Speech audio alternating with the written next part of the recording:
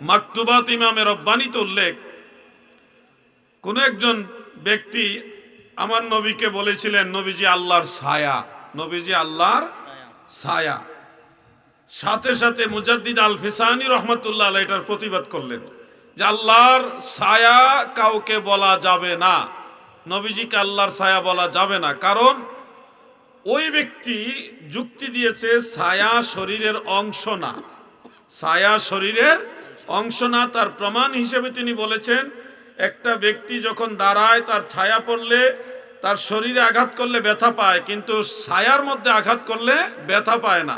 যেহেতু ছায়ার মধ্যে আঘাত করলে ব্যথা পায় না, সেহেতু এটা শরীরের অংশ না। এই জন্যে নবীকে আল্লাহর ছায়া বললে শিরক হবে না। এটা হলো ওনার যুক্তি। মুজাদ্দিদ আল ফিসানি রহমতুল্লাহ আলাইহি বললেন এই যুক্তি যথার্থ নয়, সঠিক নয়, এটা শিরকের কাতারে নিয়ে যাবে।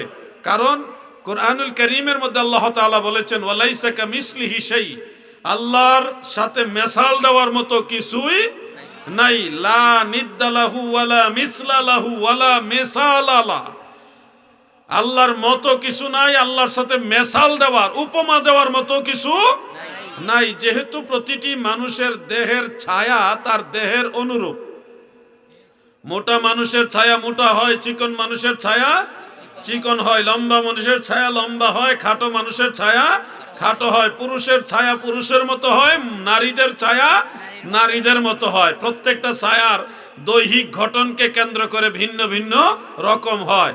তার মানে ছায়া তার কায়ার অনুরূপ, ছায়া তার কায়ার অনুরূপ। একটা মেসাল আসে, এখানে মেসালের সুযোগ আছে। এই জন্য মুজাদ্দিদ আল ফিসানি রহমতুল্লাহ আলাইহি বলেন আল্লাহর কোনো ছায়া নাই, আল্লাহর কোনো কায়া অথবা আল্লাহর কোনো মেসাল বা আল্লাহ তাআলার কোনো অনুরূপ উপমা এগুলি নাই, বিধায় আল্লাহর ছায়া নবীকে বলা যাবে না। আমার নবী জাতি নূরের জ্যোতি বলা যাবে, কিন্তু জাতের অংশ বলা যাবে না। ভাই আমার, বন্ধুরা আমার, আল্লাহর জাতের অংশ যদি নবীকে বলা হয় তাহলে শিরক হয়ে যাবে। আল্লাহর জাত এবং সিফতের কোনো অংশীদার নাই, সমকক্ষ নাই, টুকরা নাই। লাম ইয়ালিদ ওয়া লাম ইউলাদ, আমার আল্লাহ কারো কাছ থেকে জন্ম নেয় নাই, কাউকে জন্ম দেন না। আমার আল্লাহ এমন সত্তা গো, তিনি ওয়াহিদ, তিনি একক, লা শারিকা লা।